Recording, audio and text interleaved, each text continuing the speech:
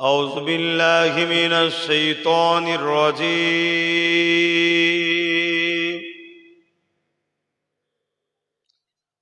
بسم الله الرحمن الرحيم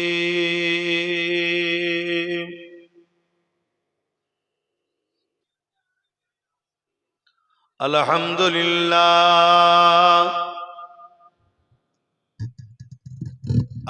لله نحمده ونستعينه ونستغفره ونؤمن به ونتوكل عليه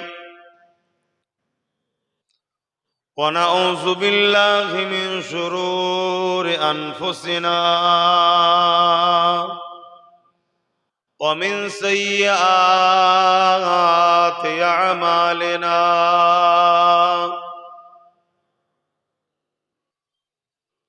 من يهدي الله فلا مضل له ومن يضلله فلا هادي له ونشهد أن لا إله إلا الله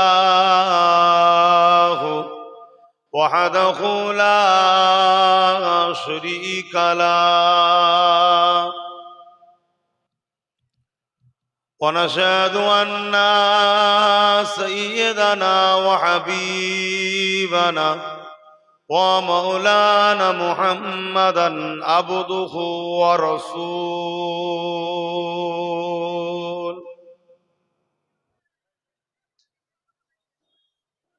أما بعد فيا أيها الحاضرون رحمكم الله قال الله تعالى في كلام المسيح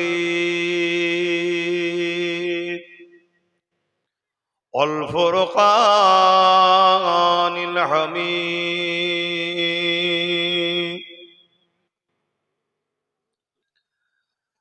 إن الله وملائكته يصلون على النبي يا أيها الذين آمنوا صلوا عليه وسلموا تسليما اللهم صل على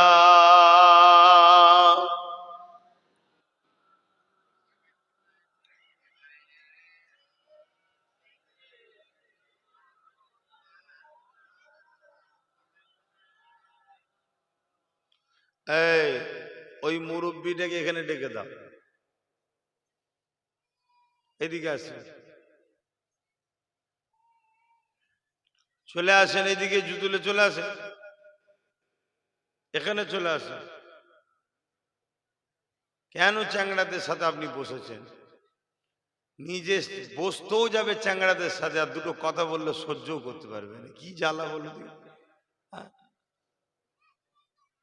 ওনার বাড়ি তো মাগুর খালি মনে হচ্ছে তো। হ্যাঁ, ঝগড়া করছেন। এই আপনাকে ডাকছি তো আমি, চিনা শোনা লোক এরম করলে হয়?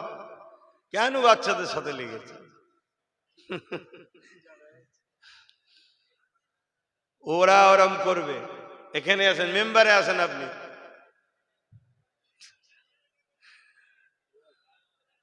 ও লোক এমন কোন জলসা নেই আশপাশে এলে ও লোককে আমি দেখিনি। সব জায়গায় আমার জায়গায় যায়। আসেন, এদিকে আসেন, ওখানে বসবেন, চলে আসেন, মেম্বারে আসেন। মোহাব্বতে আল্লাহুম্মা সাল্লি আলা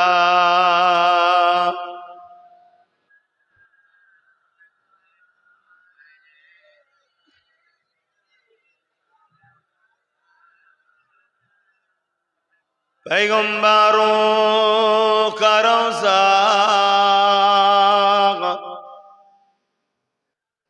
दिखा दे खुदाया दरे मोदद से मिला दे खुदाया।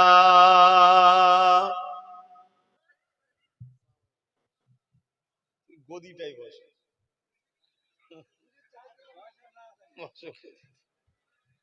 হ্যাঁ দেখছো তো, তোমরা যত লাফালাফি করো পুরাতন চাল ভাতে পারে। এই বুঝতে পারলে কোথা চলে এলো পুরাতন চাল? হ্যাঁ মুরব্বীদের দাম আছে কি? पैगंबरों का रोज़ा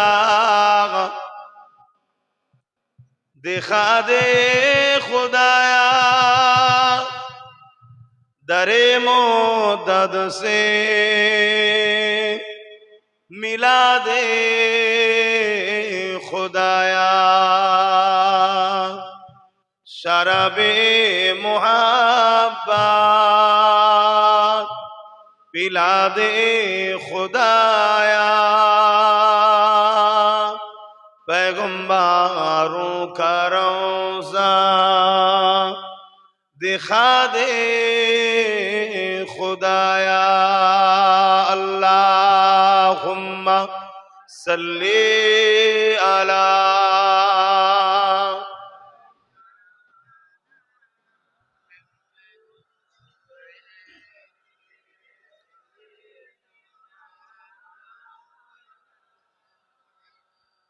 मददगार जिसी का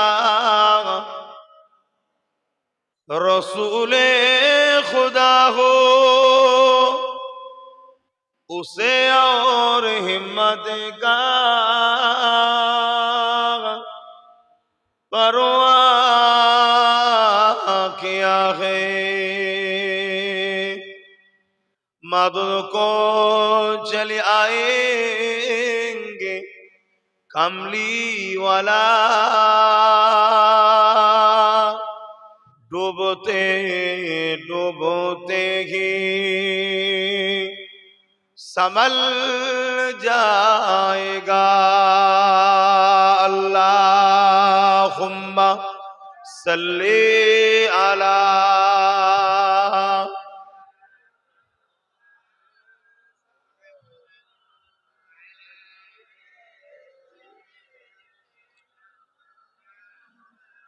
कलमे ला इलाहा इल्लल्लाह ला इलाहा जबान खुले ला इलाहा इल्लल्लाह ला इलाहा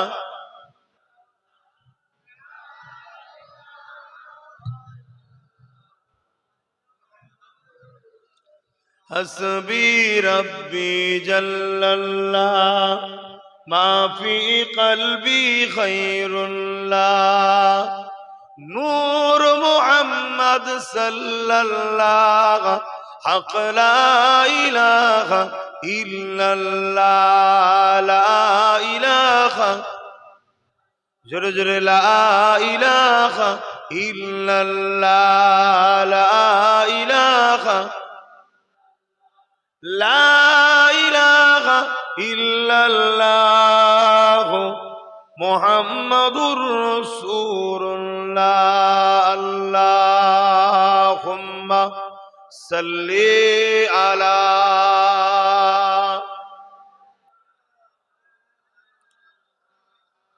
वला आलि सय्यिदना।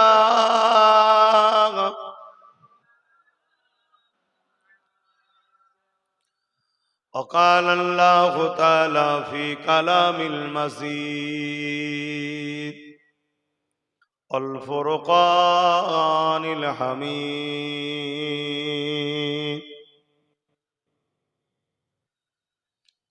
قل إن كنتم تحبون الله فاتبعوني يحببكم الله ويغفر لكم ذنوبكم والله غفور رحيم।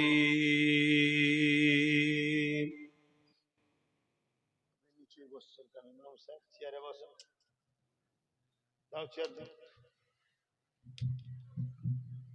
ঠিক আছে, নয় নিজের ইজ্জতকে নিজেকেও রাখতে হয়। বসো, এখানে বসো। হ্যাঁ বসো। আল্লাহ নিয়ামত দিলে নিয়ামতের কদরও করতে হয়। এটা অহংকার নয়, এটা আল্লাহ দিয়া ফজিলাতকে গুরুত্ব দিয়া। আল্লাহ আলেম ইমাম হাফেজদের সম্মান দিয়েছে। অতএব হালেম হাফেজ ইমামকেও ভাবা দরকার যে কোথায় বসবো কোথায় বসবো না, এটাকেও ভাবা দরকার। পানি ছাড়ছে না তো পাখাতে, শুধু হাওয়া তো না। আলহামদুলিল্লাহ,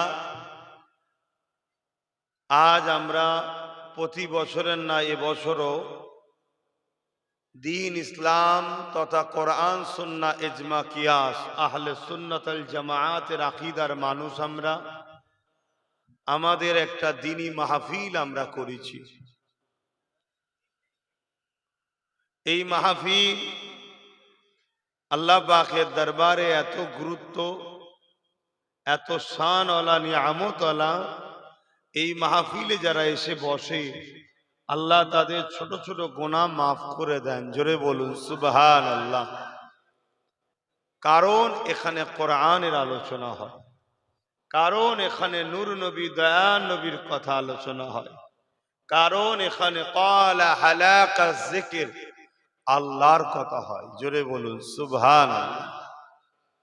এই শীতের বেলা স্বাভাবিক মানুষ খাওয়া দাওয়ার পরে একটু শীত ঘুম বলে, সব কিছু ছেড়ে দিয়ে আপনারা এসে হাজির হয়েছেন। আর আমিও ফুরফুরা দরবার শরীফ থেকে আপনাদের উদ্দেশ্য করে আমি আরো আগে বেরিয়েছি, এতটা রাস্তা এসেছি। এসে আপনাদের কাছে শুধু জোহরের নামাজ পড়েছি, আপনাদের খেদমতে এসে উঠেছি। উদ্দেশ্য যাতে আমার বাপ গুণ, আমার মা গুণ, আমার বোন গুণ, আমার ভাই গুণ আল্লাহর দুনিয়া ও আখিরাতের কামিয়াবি যাতে পায়, এই উদ্দেশ্যে। আর এই কামিয়াবির একটাই রাস্তা, মুহাম্মদ আরবি সাল্লাল্লাহু আলাইহি ওয়াসাল্লামকে ভালোবেসে আদবের সাথে মেনে নিয়ে তিনার সুন্নাত অনুযায়ী জীবন গড়া। জোরে বলুন সুবহানাল্লাহ। ব্যাস, তাহলে কামিয়াবি আছে, আর নচেত কামিয়াবি নেই। হুজুরের সুন্নাত বলতে হুজুর যেটা করেছে, করতে বলেছে, সেই অনুযায়ী জিন্দেগি কাটানো। আল্লাহ পাক কোরআন পাকের মধ্যে বলছেন, কালামুল্লাহ বলছেন, মা আতাকুমুর রাসূল ফাখুযুহু ওয়া মা নাহাকুম আনহু ফান্তাহু। আমার রাসূল যা আদেশ করছে মানো, আমার রাসূল যা নিষেধ করছে ছাড়ো। এটা কার কথা? একটু বলুন ভাই। আল্লাহর কথা। এটা কালামুল্লাহ, আল্লাহর কথা। মা আতাকুমুর রাসূল ফাখুযুহু ওয়া মা নাহাকুম আনহু ফান্তাহু। মহান স্রষ্টা রব্বুল আলামিন বলছে, আমার পেয়ারা দোস্ত মুহাম্মদ সাল্লাল্লাহু আলাইহি ওয়াসাল্লাম যা আদেশ করছে মানো, আর যা নিষেধ করছে ছাড়ো। যদি তোমরা কামিয়াবি পেতে চাও, এতেই তোমাদের কল্যাণ। জোরে বলুন সুবহানাল্লাহ। আর দয়ান নবী কি বলছেন? মান আহাব্বা লিল্লাহ ওয়া আবগাদা লিল্লাহ ওয়া আতা লিল্লাহ ওয়া মানআ লিল্লাহ ফাকাদ ইসতাকমালাল ঈমান। এটা হাদিস শরীফ, আগেরটা কোরআন শরীফ। আগেরটা আল্লাহর কথা, এটা রাসূলের কথা। আল্লাহ কি বললেন? আমার হাবিবের হায় হ্যাঁ বলো, নাই না বলো। যা আদেশ করছে মেনে নাও, যা নিষেধ করছে ছেড়ে দাও। আর রাসূল কি বলছেন? মান আহাব্বা লিল্লাহ ওয়া আবগাদা লিল্লাহ ওয়া আতা লিল্লাহ ওয়া মানআ লিল্লাহ ফাকাদ ইসতাকমালাল ঈমান। প্রকৃত তো ঈমানদার সেই ব্যক্তি, ঈমানের মজা তো সেই পায় কে, যে ভালোবাসে আল্লাহর জন্য। জোরে বলুন সুবহানাল্লাহ। যে বিচ্ছেদ হয়, দুশ্মনী করে আল্লাহর জন্য, আত্মীয়তা করে কার জন্যে? জোরে বলুন আল্লাহর জন্যে। বিচ্ছেদ হয় আল্লাহর জন্যে। নবী বলছে এরাই হলো প্রকৃত ইমানদার, এরাই ইমানের মজা পায়। জোরে বলুন সুবহানাল্লাহ। তাহলে নবী বললেন ভালোবাসবেন আল্লাহর জন্যে, বিচ্ছেদ দুশ্মনী হবে আল্লাহর জন্যে, আত্মীয়তা হবে আল্লাহর জন্যে, সম্পর্ক বিচ্ছেদ হবে আল্লাহর জন্যে। আর আল্লাহ বলছেন নবী আমার যা বলছে মানো, নবী আমার যা ছাড়তে বলছে ছাড়ো। জোরে বলুন সুবহানাল্লাহ। কোরবান যাক আমার আল্লাহ তার হাবিবকে কত ভালোবাসে, আর কোরবান যাক আমার রসুল তেনার আল্লাহকে কত মানেন। জোরে বলুন সুবহানাল্লাহ। সেই দিন আমরা পেয়েছি, কিন্তু দুঃখের বিষয় আজ আমার কওমের মানুষকে বড় পরিকল্পিতভাবে এক ইমানের দিক দিয়েও সরাচ্ছে, আবার আমার কওমকে লোভ লালসার মধ্যে জড়িয়ে ঘুম পড়িয়ে রাখারও পরিকল্পনা হচ্ছে। কেন? ইসলাম ইনসাফের নাম, ইসলাম ইনসানিয়াতের নাম, ইসলাম মানবতার নাম, ইসলাম প্রেমের নাম, ইসলাম ভ্রাতৃত্বের নাম, ইসলাম অসহায়কে আশ্রয় দিবার নাম, ইসলাম জুলুমকে খতম করার নাম, ইসলাম দুর্নীতি মুক্ত সমাজ গড়ার নাম, ইসলাম নেশা মুক্ত সমাজ গড়ার নাম হলো ইসলাম। জোরে বলুন সুবহানাল্লাহ। ইসলাম এমন একটা সমাজের কথা বলে যে সমাজে কোনো ছোট বড় ভেদাভেদ হবে না, ফর্সা কালো গরিব বড় লোক ভেদাভেদ হবে না, মানুষ ইনসাফ নাই পাবে, এরকম একটা সমাজ গড়ার নাম হলো ইসলাম। জোরে বলুন সুবহানাল্লাহ। তাই বড় প্ল্যান করে আমাদের ঘরে ইসলাম থেকে সরাবার জন্য পরিকল্পনা করছে কারা? যারা ইসলামের দুশ্মন, যারা মানবতার দুশ্মন, যারা ইনসাফের দুশ্মন, যারা ইনসানিয়াতের দুশ্মন, যারা নারী অধিকারের দুশ্মন, যারা এতিমদের দুশ্মন, যারা বিধবাদের দুশ্মন, যারা সমাজে অসহায় গরিব মানুষদেরকে কৃতদাস দাসী বানাতে চায়, তারা হলো ইসলামের দুশ্মন। কেন? তারা মানুষকে ভোগ করতে চায়, গোলাম বানাতে চায়, কৃতদাস দাসী বানাতে চায়। তাই তারা দেখছে যেমন করে হোক ইসলামকে মিটাতে হবে। তারা যুগে যুগে লড়াই চালিয়েছে, তারা দেখছে ইসলাম মিটানো সম্ভব নয়। জোরে বলুন সুবহানাল্লাহ। তাই তারা এখন নতুন পরিকল্পনা করছে কি? ইসলামের বিরুদ্ধে মিথ্যাচার করো, ইসলামের বিরুদ্ধে মিথ্যা প্রচার করো, যাতে মানুষ ইসলামকে অ্যাকসেপ্ট না করে। দ্বিতীয়, ইসলামকে যারা মানে তাদেরকে ইসলামের মূল জিনিস ঈমান, ঈমান থেকে তাদেরকে সরাও। যদি ঈমান থেকে সরাতে নাও পারো, তাদের ঈমানকে দুর্বল করো। যে কাজ করলে তাদেরকে গান দাও, যাত্রা দাও, ফাংশন দাও, জুয়া দাও, মেলা দাও, মদ দাও, নারী দাও, লোভ লালসায় তাদেরকে ফেলে রাখো, যাতে ওরা এর মধ্যেই জড়িয়ে থাকে। কেন? এ জাতি যদি জেগে যায়, এ সমাজের এতিম হক পাবে। এ জাতি যদি জেগে যায়, এ সমাজের বিধবা বঞ্চিত হবে না। এ জাতি যদি জেগে যায়, এ সমাজে লুট দাঙ্গা খুন খারাপি রেপ বন্ধ হয়ে যাবে। এ জাতি যদি জেগে যায়, তাহলে আজকের ফেরাউন, আজকের নমরুদ, আজকের সাদ্দাতদের হুকুমত চলবে না। শুনছেন তো? এদেরকে ঘুমাও, এদেরকে লোভ লালসা নেশার মধ্যে রাখো এবং চেষ্টা করো এদের ঈমানকেও বার করে নিবার। কেন? ঈমানদার যদি থাকে, যতই পাপী হোক না কেন, আল্লাহকে যদি দিল থেকে বলে আল্লাহ আমি ভুল করেছি মাফ করে দেন, আল্লাহ সঙ্গ সঙ্গ মাফ করে দেয়। জোরে বলুন সুবহানাল্লাহ।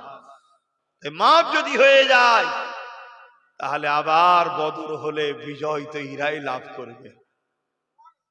এজন্যে প্রথম টার্গেট এদের ঈমান নষ্ট করো। ঈমান অন্ধকার রাত্রিরে চললে যেমন আলো উপকারে লাগে, জিন্দেগির অন্ধকার থেকে বাঁচাবার নাম হলো ঈমান। জোরে বলুন সুবহানাল্লাহ। সেই ঈমান যদি বেরিয়ে যায় এ ভালো মন্দ আর বুঝতে পারবে না, অটোমেটিক শেষ। যদিও ঈমান বার করতে না পারো, কমসে কম ওকে ঈমান দুর্বল করার কাজ করাও, ওকে মসজিদ থেকে বার করে দাও। আজকে আমাদের 95% যুবক মসজিদে যায় না। কথা কি ভুল বলছি? কারা বার করেছে? ইসলামের দুশমনরা। তোমার আমার সঙ্গে উঠা বসা করে, তোমার আমার দরদি নেতা সেজে ঘুরে বেড়ায়, তারাই তোমাকে আমাকে বার করছে ইসলাম থেকে। খেয়াল করে দেখো, টেনে বার করেছে, ঘরে ঘরে টিভি ঢুকিয়ে দিয়েছে, মোবাইল ঢুকিয়ে দিয়েছে। তোমাকে আমাকে খেয়াল করে দেখো, মুসলিম অধ্যুষিত এলাকায় মদের দোকান দিচ্ছে, মেলা দিচ্ছে, ফাংশন দিচ্ছে। কারণ কি? এটা কারণ একটাই, কারণ এগুলোর মধ্যে যদি মুসলমান জড়াতে পারো তাহলে এদের উপরে আল্লাহ নারাজ হবে। আর আল্লাহ যখন নারাজ হবে, এদেরকে যখন আমরা হত্যা করবো, এদেরকে মেরে দেবো, শেষ করে দেবো, তখন এরা আল্লাহ সাহায্য পাবে। এগুলো বোঝো আমার জাতি, আমার কম বোঝো, তোমাকে আল্লাহ কি জন্য বানিয়েছে? তোমাকে কেন আল্লাহ ইসলামের ঘরে পাঠালো? তোমাকে আল্লাহ উম্মতে মুহাম্মাদি করলো কেন? তোমার কাজ কি? তোমাকে জানতে হবে না। এই জমিনের উপর ইনসাফ প্রতিষ্ঠিত করা, এই জমিনের উপরে নাই প্রতিষ্ঠিত করা, এই জমিনের জুলুমকে খতম করে দিয়ে ইনসানিয়াতকে প্রতিষ্ঠিত করা। এ যুবকেরা, আল্লাহ নবী, নবী, দয়া নবী, নবী আমার যে কাজ করেছে ওটা আমাদেরকে করতে হবে। নবী আমার যেটা হুকুম করেছে ওটাকে আমাদেরকে মানতে হবে। নবী আমার যেটা নিষেধ করেছে ওটাকে ছেড়ে দিতে হবে। আল্লাহ নবীর জীবন ইতিহাস দেখো।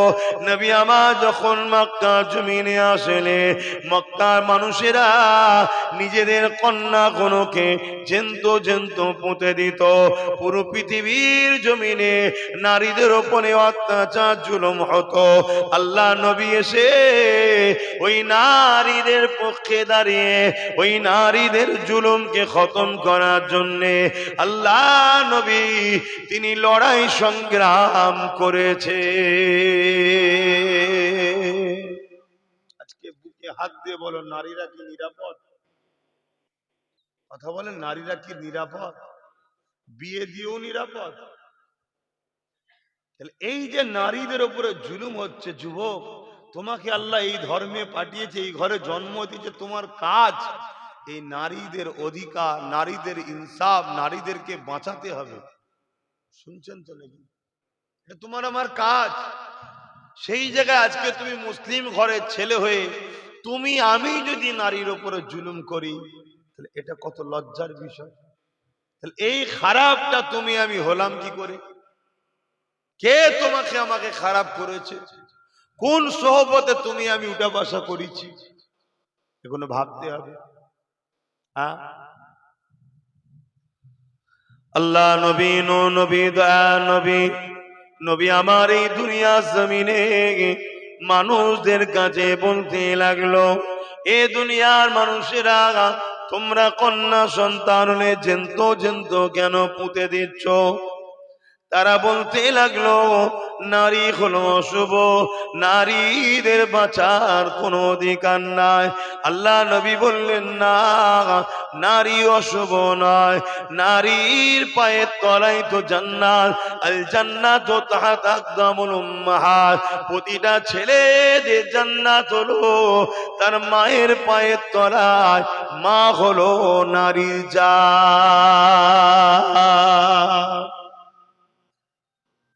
রাসূল তো এই মেসেজটাও দিয়েছে আমাদের। আজকে সেইগুলো তো আমাদের খেয়াল রাখতে হবে।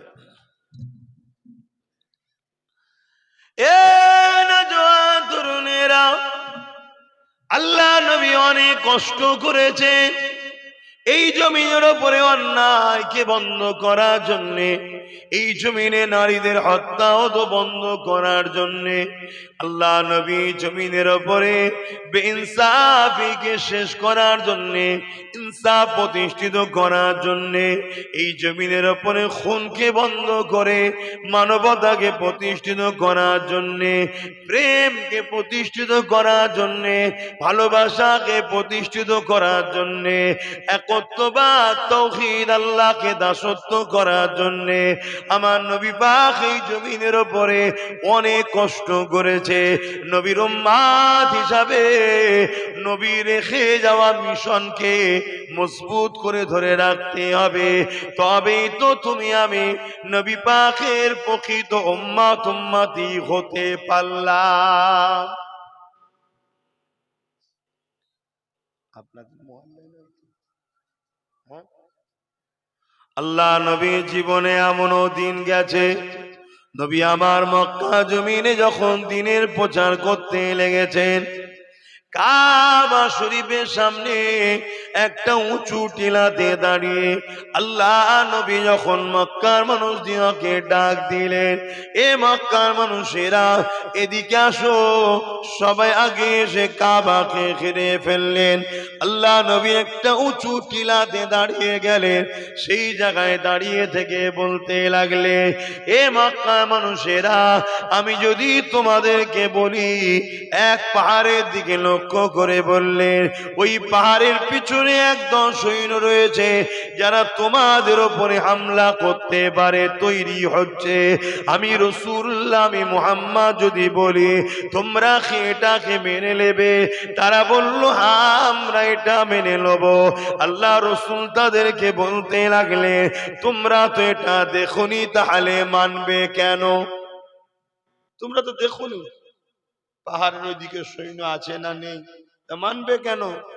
তারা বলছে, এ আব্দুল্লাহর বেটা মুহাম্মদ সাল্লাল্লাহু আলাইহি সাল্লাম, 40 বছর ধরে আপনাকে ছোটবেলা থেকে দেখছি, কোনদিন কখনো আপনি মিথ্যা বলেননি, আপনি আল আমিন, চিরসত্যবাদী। জোরে বলুন সুবহানাল্লাহ। কারা বলছে? আপনাদের মহল আজানটা দিয়েছে।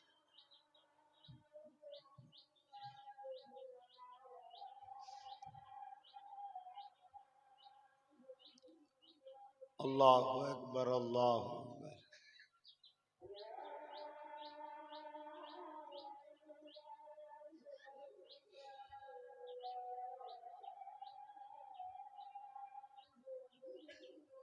আল্লাহ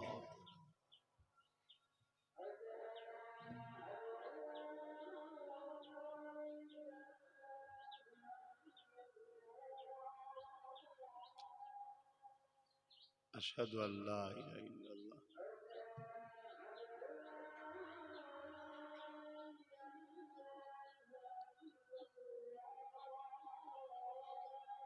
আশহাদু আল্লা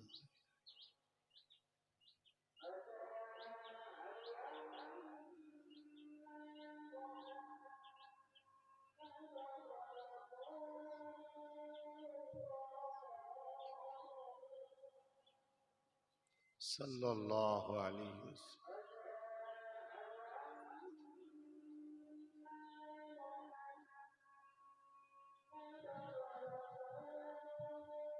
সাল্লাল্লাহু আলাইহি ওয়াসাল্লাম।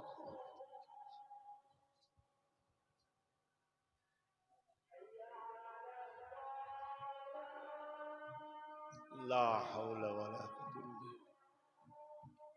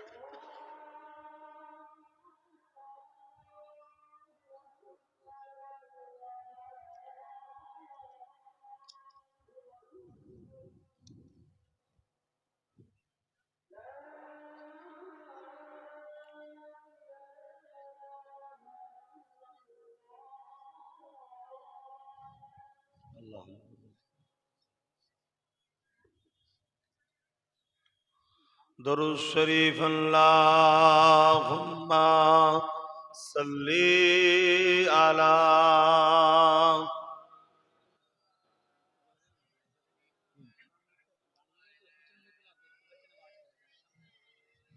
কিন্তু কিভাবে যাবে বলেন এটা দিয়ে?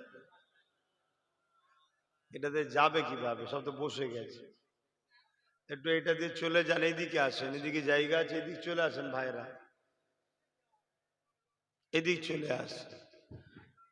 मेरी उल्फत मदीने से यूं ही नहीं, मेरे आका का रोज़ा मदीने में है। मैं मदीने की जानिब न कैसे खींचूं, मैं मदीने की जानिब न कैसे खींचूं, मेरा दीन और दुनिया मदीने में है। मेरी उल्फत मदीने से यूं ही नहीं, मेरे आका का रोज़ा मदीने में है। अरसे आजीम से बढ़ के जिसका बड़ी शान है,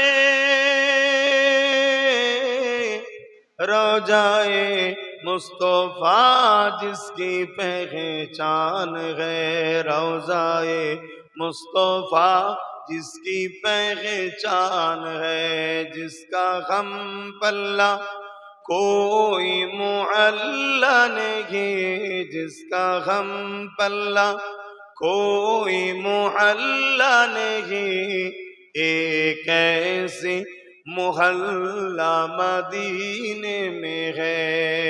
मेरी उल्फत मदीने से यूं ही नहीं, मेरे आका का रोज़ा मदीने में है।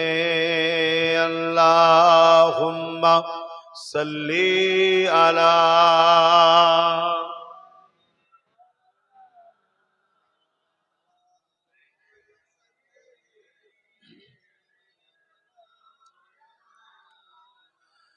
বাপেরা, নওজওয়ানেরা, তরুণেরা, এমান নবী বাখির উম্মাত উম্মতি গণেরা, আজ আমরা সহজে দিন ইসলামকে পেয়েছি।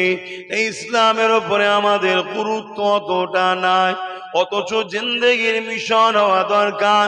যতদিন বাঁচবো আল্লাহ নবীর দিনের পাহারাদার হয়ে বাঁচবো, যতদিন দুনিয়াতে থাকবো আমার রাসূলুল্লাহ দিন মেনে চলবো, রাসূলের সুন্নাহ অনুযায়ী চলবো এবং রাসূলুল্লাহ রেখে যাওয়া দিনের পাহারাদার হয়ে থাকবো। এটা যদি তোমার আমার মিশন হতো তাহলে চিন্তার কোনো কারণ ছিল না। হাসতে হাসতে দুনিয়া থেকে জান চলে যেত আস্তে আস্তে, যেটা তুমি আমি বুঝতে পারতাম না, এবং পরকালও তোমার আমার কোনো চিন্তা থাকতো না। আল্লাহ পাকের দয়ার বিনিময়ে হাসতে হাসতে আল্লাহ পাকের জান্নাতি হয়ে যাব।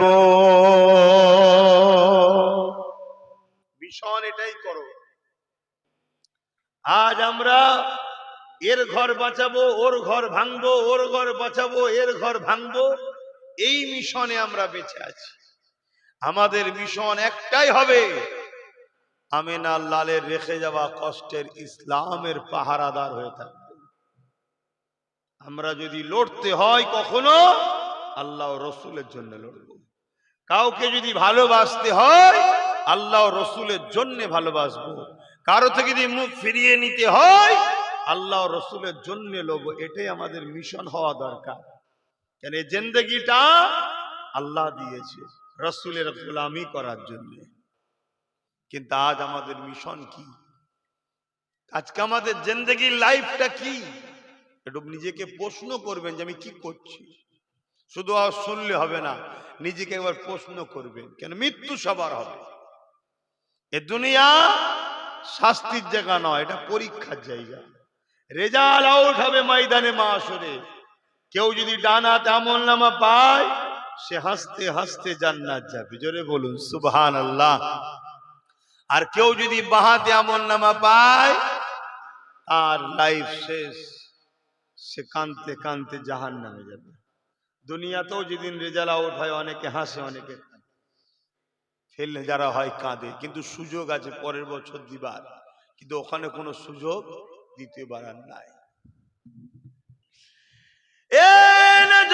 তরুণেরা, তাই আমি বারবার বলি, যেখানে যে একটাই কথা বলি, আমার রাসূলুল্লাহকে মুহাব্বত করে, আমার নবী পাককে পিয়ার করে, যে নবী আমার আমাকে আপনাকে কতটা মুহাব্বত করে, সারা জীবনটা আমার আপনার জন্য কেঁদেছে, আজ রওজা মুবারকে কাঁদছে।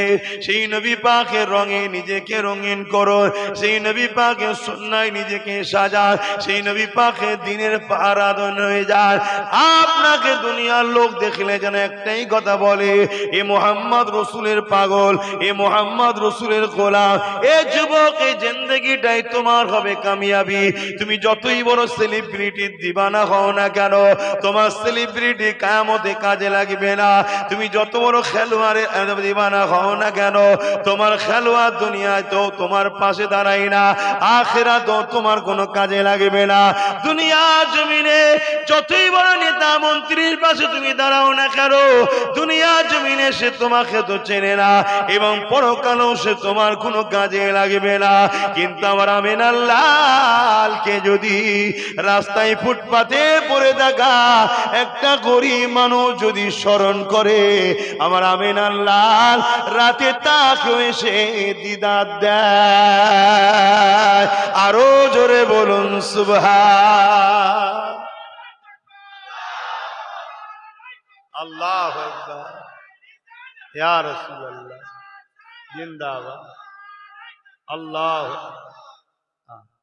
যুবক, আমার নবীকে নেতা বানাও, আমার নবী ছাড়া দ্বিতীয় কেউ নেই। আর যাকে দেখবে তোমার রসুলের রাস্তায় চলছে তাকে ভাই বানাও, সাথী বানাও, দোস্ত বানাও। কথা বুঝে আসছে? তার সাথে থাকো, তাকে সহযোগিতা করো। আর যে তোমার রসুলের সাথে নেই, সে যেই হোক, যদি এক মুঠো ভাত দেয় মনে রেখে দিও, এর বিনিময়ে তোমার কাছ থেকে অনেক কিছু সে বার করে নিবার জন্যই দিয়েছে। একমাত্র আপন আল্লাহ রসুল ছাড়া কেউ আমাদের নয়, এটা মনে রেখে দিও।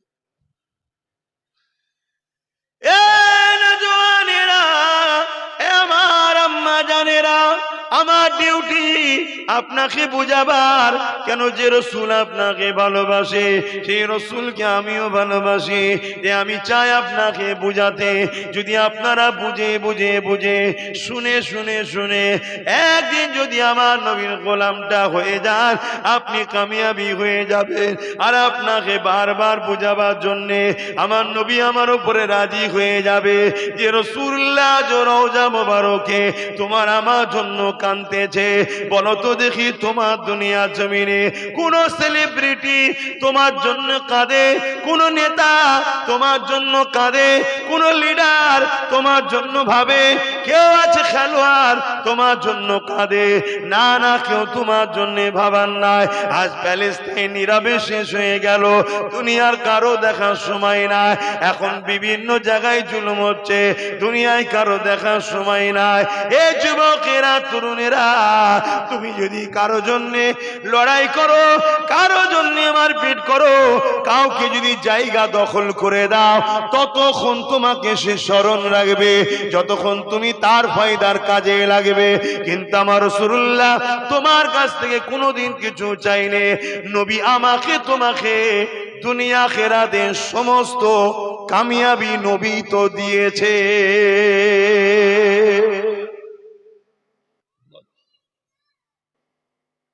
বাস্তবের সঙ্গে মিলিয়ে দেখো, যতক্ষণ তুমি দিতে পারবে ততক্ষণ তোমাকে ওই পাচ্ছে বলেই মৌখিক একটা না বললে নয়, তাই ভালো আছিস রে, ও ঠিক আছে, ভালো থাকিস।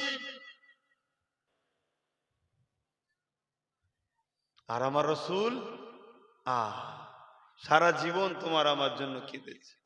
সারা জীবন তোমাকে আমাকে কল্যাণের রাস্তা, মানবতার রাস্তা, ইনসাফের রাস্তা, ন্যায়ের রাস্তা, শান্তির রাস্তা, বিজয়, কামিয়াবি, তারাক্কি সব নবী দেখিয়েছে।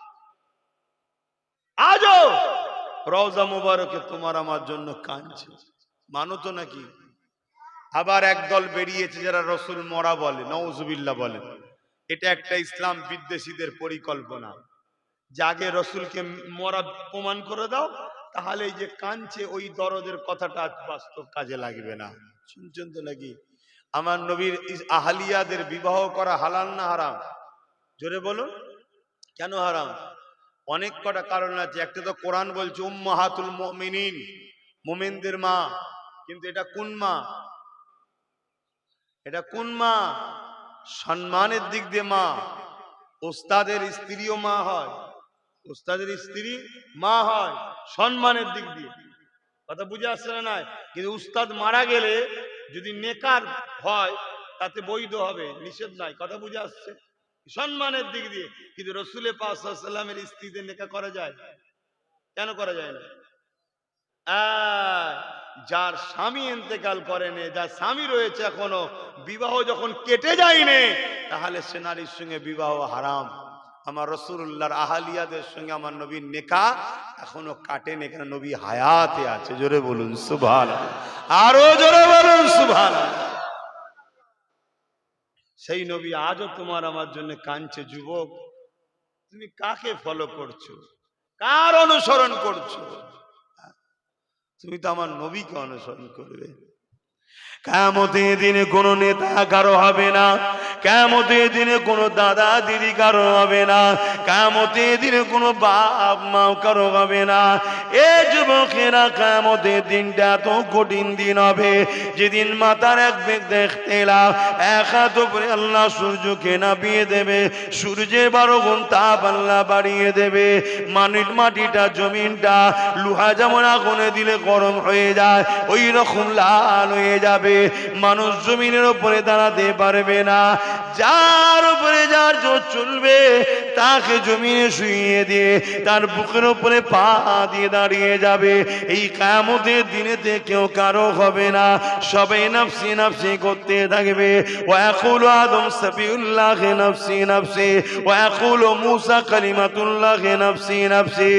এই যুবকেরা, তরুণেরা, আজ যাদের জন্য যৌবন নষ্ট করলে, যাদের জন্য ক্ষমতা নষ্ট করলে, যাদের পিছনে ঘুরে ঘুরে জিন্দেগি কাটালে, যাদের জন্য তুমি তোমার কওমের ভাইকে মারলে, যাদের জন্য তুমি তোমার মসজিদের দুশমন হয়ে গেলে, যাদের পিছনে ঘুরে তুমি আল্লাহ দিনের দুশমন হয়ে যাচ্ছ, তোমার বিবেক এখনো কি সাড়া দেবে না?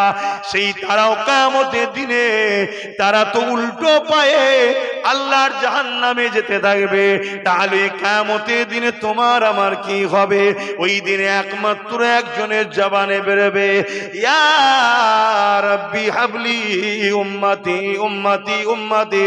ওটা অন্য কেউ নয়, তোমার আমার নবী মুহাম্মদ আরবি সাল্লাল্লাহু আলাইহি ওয়াসাল্লাম। সেই নবীর জন্য কি করেছো বলো? আমি প্রত্যেকটা যুবককে জিজ্ঞেস করছি, বলো। কারো 30, কারো 40, কারো 50 বছর বয়স হয়ে গেছে, আমার নবীর জন্য কি করেছো বলো? কবার নবীর জন্য মারপিট করেছো? কবার নবীর জন্য কেঁদেছো? কবার নবীর জন্য কারোর সঙ্গে ঝগড়া করেছো? কাউকে ছেড়ে দিয়েছে, তুই আমার নবীর নামই তোর সাথে নয়, বলো। কিন্তু এই যুব সমাজ দুনিয়ার বেঈমান কাফের চরিত্রহীন নেতাগুলোর জন্য অপর মুসলমানের সঙ্গে কথা বন্ধ করে দিয়েছে, অপর মুসলমানের ঘর ভাঙছে, অপর মুসলমানকে কেস দিচ্ছে। কথা কি ভুল বলছি? হাত্তাকে এই বেঈমান কাফের জাহান্নামের কুকুরগুলোর জন্য নবী বংশের বাচ্চাদের ঘরেও মুসলমানরা গাল দিচ্ছে। কেন? ওদের ওই চোর দুর্নীতিবাদ নেতাদের বিরুদ্ধে বলি, তাই আমার বিরুদ্ধে মুসলমান কথা বলে।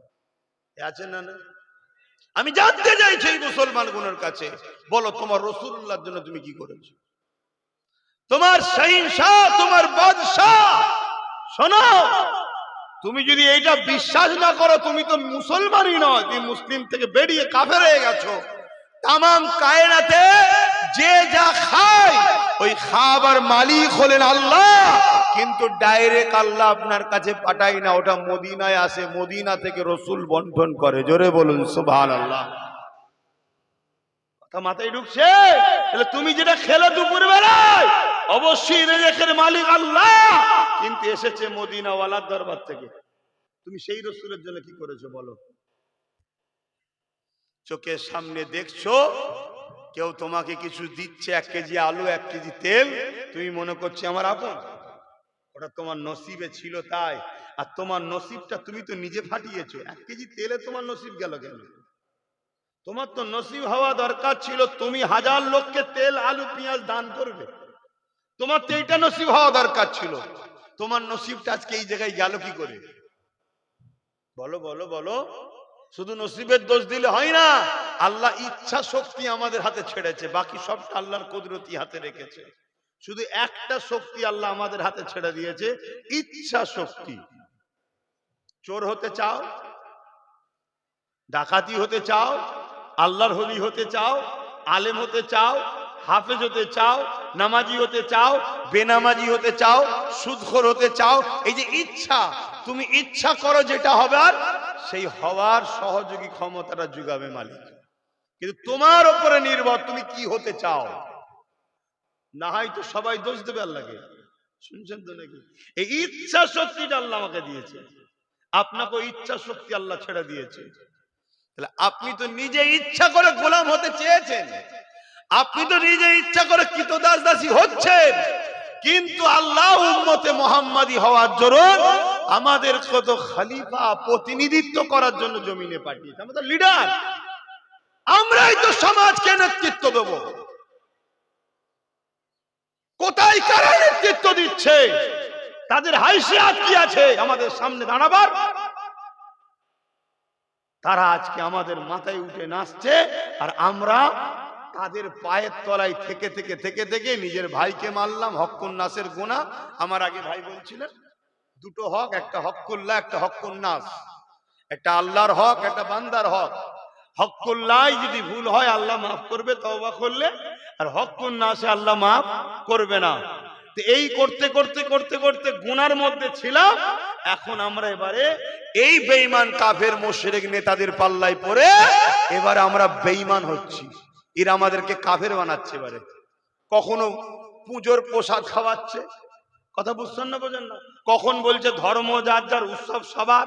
এই কথাগুলো বিশ্বাস করলে ঈমান থাকে? কথা বলেন। তাহলে এই বেঈমান কাফের নেতাগুলো কি করতে চাইছে? এরা আমার ধর্মকে মিটাতে চাইছে, হ্যাঁ কি না? তাহলে এরা এদের জায়গা ছেড়ে দিয়ে, এদের উচিত মানুষের রুজি রুটি, চাকরি, কারবার, ব্যবসা বাণিজ্য কিভাবে হবে সেইলে ভাবা দরকার। সেই সব কাজ ছেড়ে দিয়ে আজকে এরা করছে কি বলুন? এরা করছে কি? এদের টার্গেট মুসলিম উম্মাকে এবারে কাফের বানানো। এতদিন মদ খাইয়েছে, এতদিন হারাম খাইয়েছে, এতদিন ভিক্ষা দিয়ে মদের পয়সা দিয়েছে, বাড়ি বাড়ি মায়েদের ঘরে দিয়েছে, মদ বিক্রি করার টাকা আমার মায়েদের হাতে তুলে দিচ্ছে। সেই টাকাই মা নিজের বাচ্চাকে খাওয়াচ্ছে। ওই বাচ্চা বড় হলে মাকে মেরে বার করবে না তো কি মায়ের পায়ে ধরে চুমু খাবে? তখন তুমি যে বলবে হুজুর তাবিজ দাও, আমার ছেলে বিগড়ে গেছে, এই তাবিজ আর হবে? ও তো কোরআন ঝুলিয়ে দিল, আর হবে না কেন? তো গোড়া খারাপ হয়ে গেছে। কষ্ট হচ্ছে নাকি? হ্যাঁ,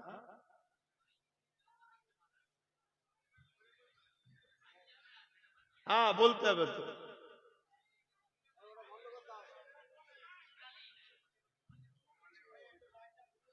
একটু একটু ঘুরিয়ে দেন, একটু ঘুরিয়ে দেন। শুনছেন তো নাকি? ক্যারাচে করতেন, ক্যারাচে করতেন, জন ছেলেদের দিকে দেন।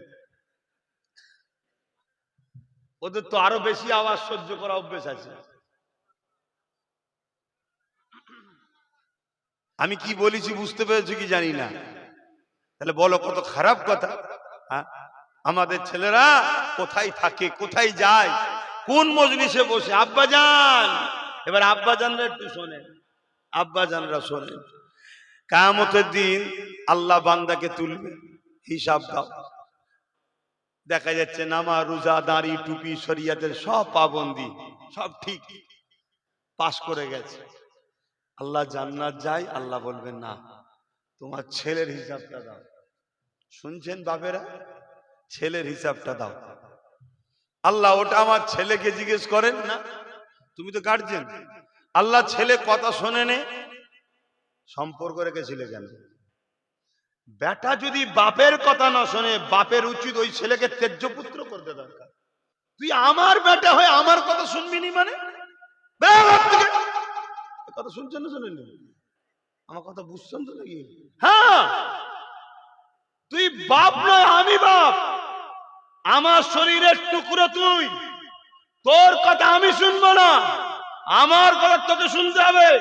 তবে হ্যাঁ, ইসলাম বিরোধী কোনো কথা বললে ও কথা বাপ বললো মানা ইসলামে হারাম, চলবে না। ইসলামের দায়রার মধ্যে থেকে বাপ যদি ছেলেকে বলে এই খবরদার গায়ের ইসলামের ধর্মীয় অনুষ্ঠানে যাবে না, পুজোয় যাবে না, মেলাতে যাবে না, যাত্রায় যাবে, ওটা তাদের। ওর বিরুদ্ধে বা পক্ষে কোনো আলোচনা আমাদের নাই, কিন্তু ওটা তাদের উৎসব, তারা করুক। যেখানে শিরক হয় সেখানে যেতে ইসলাম হ্যাঁ বলেছে না না বলেছে? আরে দেখে বেজার হচ্ছে, তুমি ভাবছো আল্লাহর কথা ভাবছো না, যেমন আল্লাহ পছন্দ করে?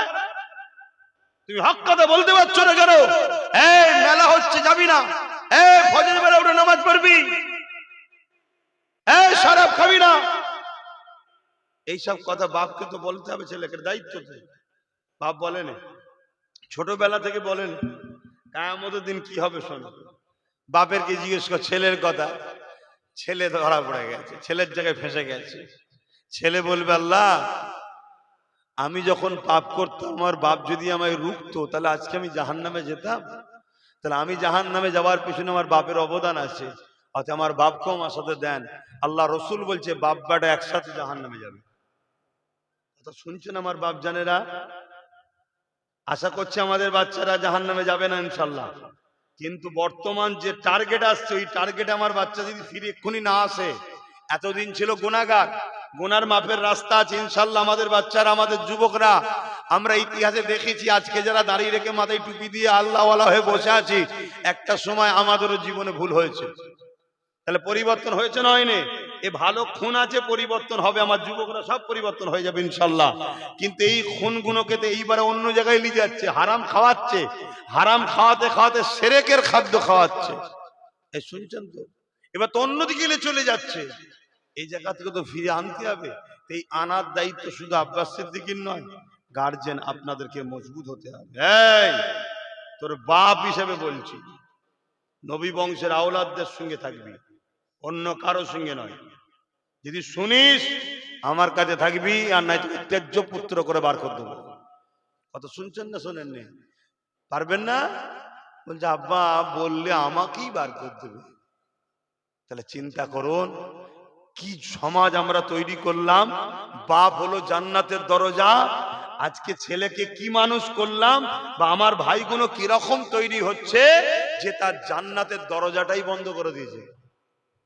বাপ ভয় করছে ছেলেকে, শুনছেন তো? বাপ ভয় করছে ছেলেকে, মা ভয় করছে ছেলেকে, যে ওকে বললে ও যদি কিছু বলে, হায় আমার আম্মা, আপনি ভয় করছেন আপনার বাচ্চাকে, আপনার জিন্দেগিটাই কি, আর আপনার ছেলেটা তাহলে জান্নাত যাবে কি করে?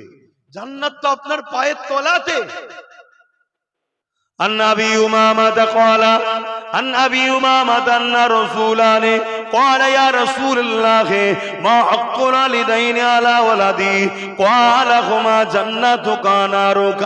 এ বাবারা শুনে রেখে দাও, হযরত আবু উমামা থেকে রায়াত রয়েছে, আল্লাহ নবী জানিয়ে দিলে একটা ব্যক্তি এসে রাসূলুল্লাহকে বলতে লাগলেন ইয়া রাসূলুল্লাহ হাবিবাল্লাহ, মা বাপের উপরে ছেলেদের হক কি?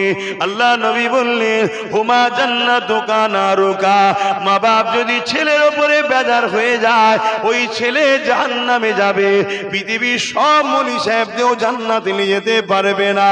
আর মা বাপ যদি ছেলের উপরে রাজি হয়ে যায় ওই ছেলে আল্লাহর জান্নাতে যাবে। যুবক যত লাভালাভি করো, জান্নাত তোমার ঘরে, বুড়ো আর বুড়ি, ওই বাপ আর মা, ওটাই হলো তোমার জান্নাত। একটা জান্নাতের দরজা, আর একটা হলো খোদ নিজেই জান্নাত, তার পায়ের তলায় তোমার ঠিকানা।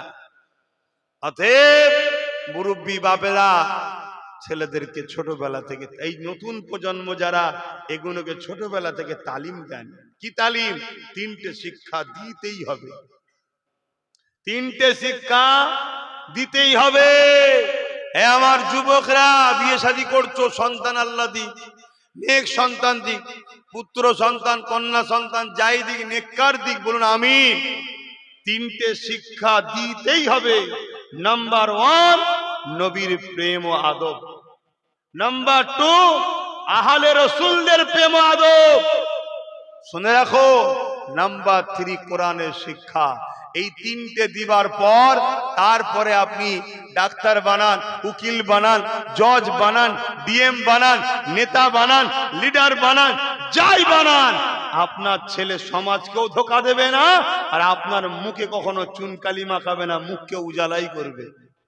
এবং আপনার ছেলে কিয়ামতের দিন আপনার হাত ধরেই জান্নাতে নিয়ে যাবে। জোরে বলুন সুবহানাল্লাহ। তাহলে কটা শিক্ষা দিতে বলেছে রাসূল?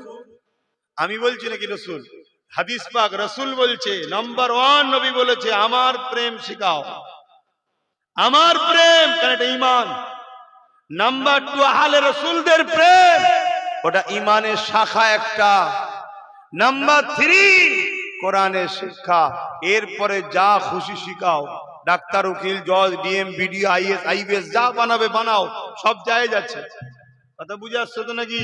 আর এই তিনটে শিক্ষা বানার পর সে যদি আইএস আইপিএস হয়, জজ হয়, ডিএম হয়, বিডিও হয়, নেতা হয়, যাই হয়, সে কখনো জালিম হবে না, সে কখনো ফ্রড, চিটিংবাজ, প্রতারণাকারী, ঘুষখোর হবে না। তার জন্য কিয়ামতের দিন বাপকে ধরা পড়তে হবে না, উপরন্তু সে বাপকে সাথে করলে জান্নাতে যাবে। জোরে বলুন সুবহানাল্লাহ। আমার অসুবিধা হচ্ছে না? আমার একটু কাটা ছিলা ওয়াজ হয়। কথা বুঝে আসছে? কি করব বলে? রোগ যখন জটিল হয়েছে, মেডিসিন তখন কড়া পাওয়ার তো দিতে হবে। তাতে চুল যাই চাক, জানটা তো বাঁচুক। কি ক্যান্সার হলে কেমো মারে না? মারে না। আর কেমো মারলে সব চুল উঠে পালাচ্ছে বলছে। চুলের ময়া করলে হবে? চুল যাই যাক, জানটা তো বাঁচুক। কি এজন্য একটু ডোজ কড়া মারি, যাতে করে রোগী ঠিক হয়ে যায়। আমার যুবকদের অসুবিধা হচ্ছে না তো ভাই? খুব ভালোভাবে বোঝো আমার ভাই, খুব ভালোভাবে বোঝো। মায়ের থেকে খালা কখনো আপন হতে পারে না। খালা যতই দরদ দেখাক, মনে রেখে দিও স্বার্থ কিছু তাহলে আছে।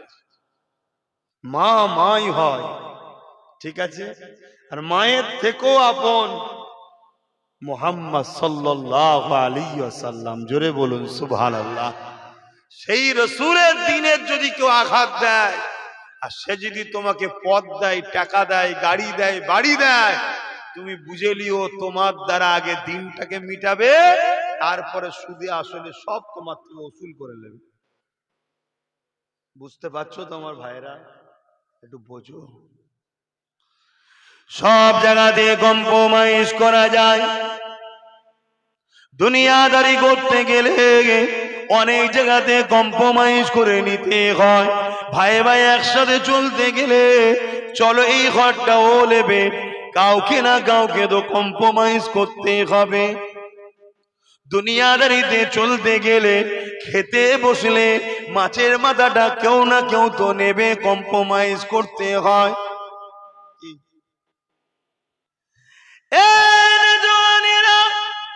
সব জায়গাতে কম্প্রোমাইজ করা যায়।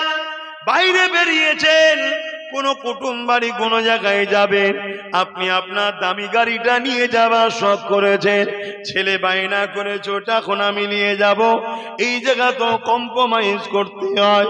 সব জায়গাতে করা যায়, কিন্তু মনে রেখে দিও আল্লাহ রাসূলের ব্যাপার এসে গেলে ওই জায়গার কোনো কম্প্রোমাইজ নয়।